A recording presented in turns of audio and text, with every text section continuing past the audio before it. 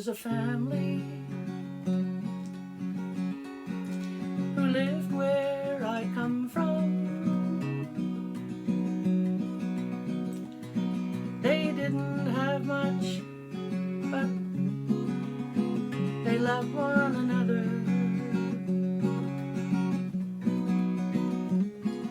They didn't think that they were poor, and they'd never think of asking anyone for anything. They made their way in this world on their own.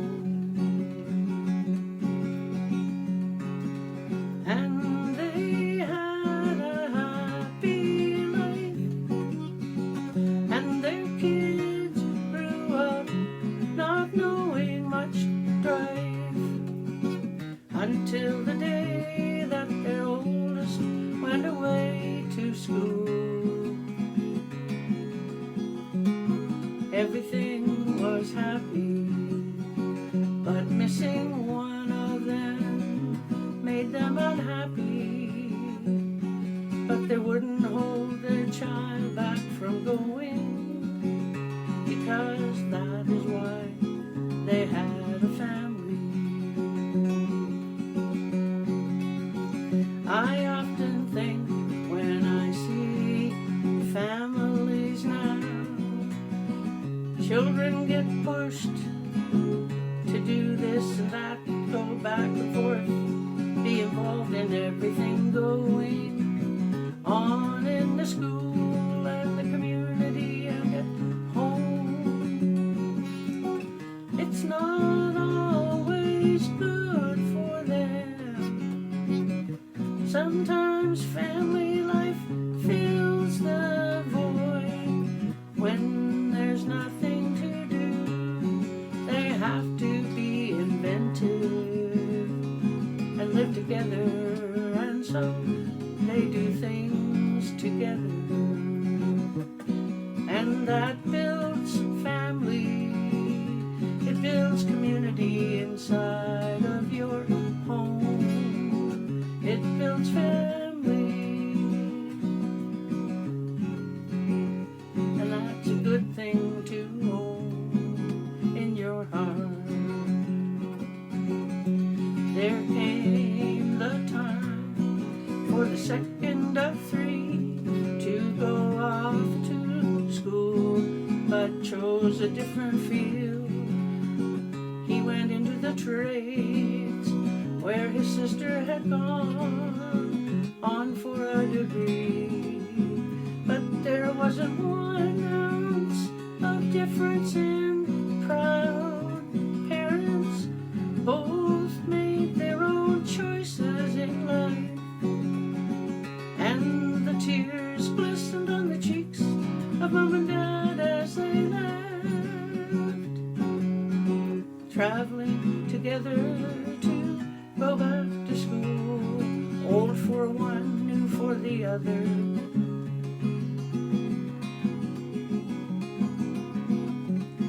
So now they were a family of 3. The dynamics change, of course. They can't be the same all of the time, but they managed to change the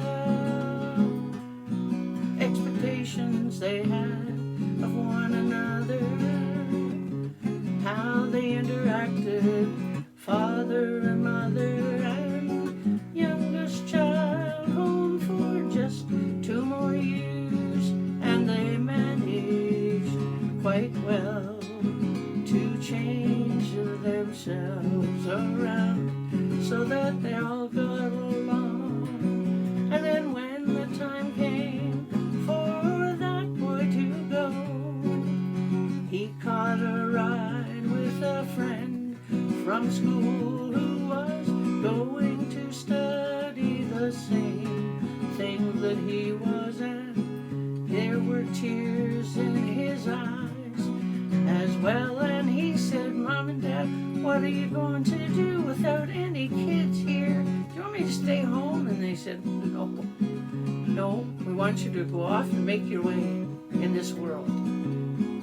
Go make changes in the world. Make something different, better. And so we threw the suitcase into the car, hugged them goodbye and waved as they drove away. And the mom and dad watched till they couldn't see anything. And then they held each other up.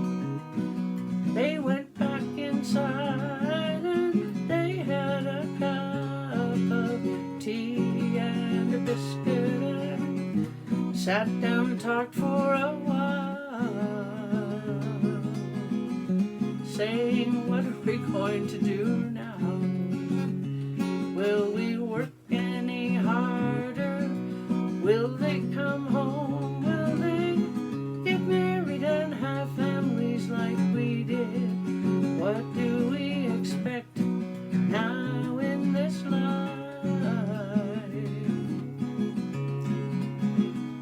And just then the phone rang and their second oldest said, Mom, I'm engaged.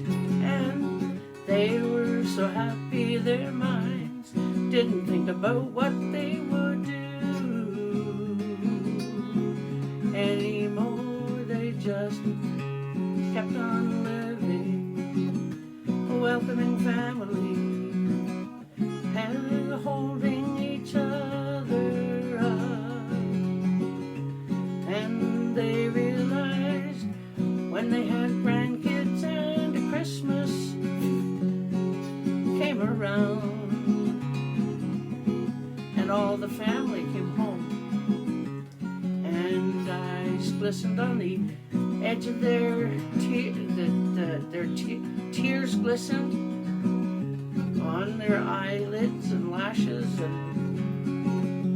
and they looked at each other and said, how rich are we? Look at all this love under the tree. That's where the children were, lying under the tree, looking up at the lights, because there were no presents there, just the presence of children who they loved, looking up and realized their cup was full of love.